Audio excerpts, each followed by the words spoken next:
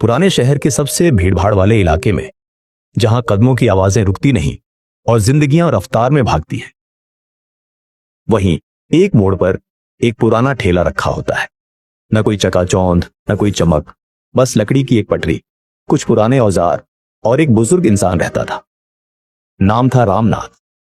चेहरे पर झुर्रियां, बालों में सफेदी, मगर आंखों में एक ऐसी चमक जैसे वक्त को पीछे खींच लेने की ताकत रखती हो।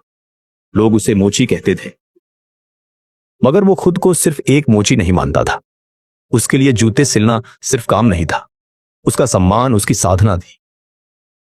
हर दिन सुबह 8 बजे से शाम 7 बजे तक बिना रुके वो उस ठेले पर बैठा रहता। कोई टूटा सोल हो, कोई खुला टांका, कोई घिसा हुआ चमड़ा, रामनाथ उन जूतों को ऐसे ठीक करता जैसे किसी टूटी हुई कहानी को फिर से जोड़ा जा रहा हो।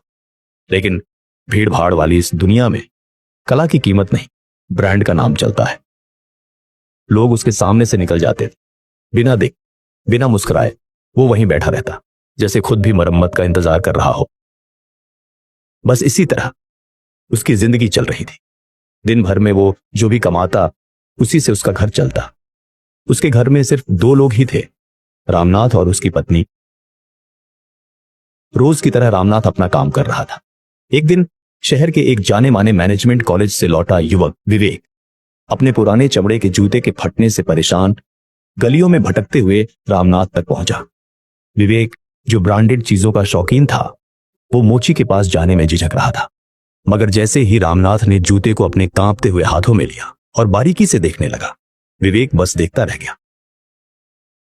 बिना बोले, बिना किसी दिखावे के रामनाथ ने वो जूता ऐसा ठीक किया कि विवेक को यकीन ही नहीं हुआ।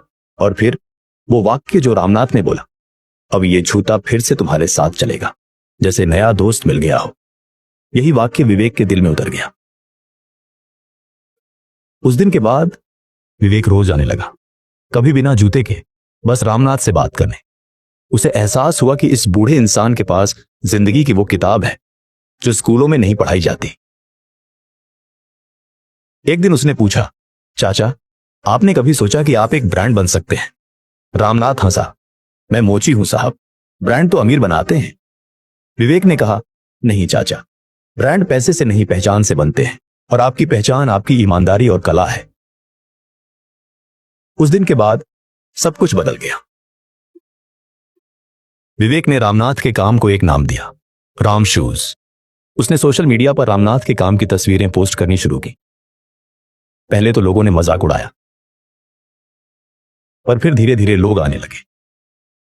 हर जूते की मरम्मत के साथ रामनाथ अब एक छोटी सी चाय, एक पंक्ति की बात और एक मुस्कान देता। लोग कहते, आज जूते नहीं, मन ठीक करवा के जा रहे हैं। एक दिन एक बुजुर्ग महिला आई। उसके पति के जूते की सिलाई खुल गई थी, जो अब इस दुनिया में नहीं थी। रामनाथ ने वो जूते इतना प्यार से ठीक किया कि महिला रो पड़ी।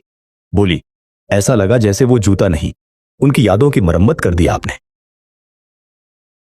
उसी दिन विवेक ने फैसला किया, अब राम शूज सिर्फ एक मरम्मत सेवा नहीं, एक अनुभव होगा।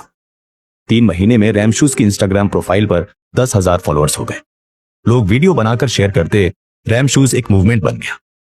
अब हर जोड़े जूते के साथ रामनाथ एक छोटी सी पर्ची देता, जिस पर लिखा होता, हर टूटी चीज को फेंकना नहीं होता, कभी कभी मरम्मत ही असली प्यार होती है। रामनाथ अब मशहूर हो गया था, पर वो आज भी वहीं बैठता था, उसी ठेले पर, उसी सादगी में। फर्क सिर्फ इतना था कि अब लोग उसके पास भीख नहीं, भरोसा लेने आते थे। उसकी दुकान अब एक फोटो पॉइंट बन गई थी। स्कूल के बच्चे प्रोजेक्ट बनाने आते, कॉलेज के लड़के इंटरव्यू लेते और बड़े व्यापारी सलाम करने। फिर एक दिन मीडिया चैनल का इंटरव्यू आया। रामनाथ से पूछा गया, आपने इतना सब कैसे किया? उसने बस मुस्कुराकर कहा, पहले मैं टूटी चीजों को जोड़ता था, अब मैं टूटी उम्मीदों को सीता हूं, फर्क इतना ही है। आज राम शूज एक कंपनी बन चुकी है, जिसमें कई ट्रेन किए गए कारीगर हैं, मगर हर नए कारीगर को पहले 1 महीना रामनाथ के साथ बिताना पड़ता है, न सिर्फ सिलाई सीखने के लिए, बल्कि यह समझने के लिए कि इंसान को कैसे जोड़ा जाता है। राम शूज का एक ही मकसद है, मरम्मत के जरिए इज्जत लौटाना। क्योंकि जब किसी गरीब का टूटा जूता फिर से चलने लगता है, तो सिर्फ पैर नहीं चलते, सपने भी आगे बढ़ते हैं। और इस पूरी कहानी में सबसे खास बात यह है कि रामनाथ ने कभी ये सब प्लान नहीं किया था। वो तो बस जूते ठीक करता था, मगर उसकी ईमानदारी, उसकी कला और एक सही इंसान की नजर ने उसकी जिंदगी को कहानी बना दिया। ये कहानी हमें सिखाती है, कभी भी किसी को छोटा मत समझो। हो सकता है वो इंसान तुम्हें सिर्फ एक जोड़ी जूते देता हो, मगर बदले में तुम एक जिंदगी बदल दो।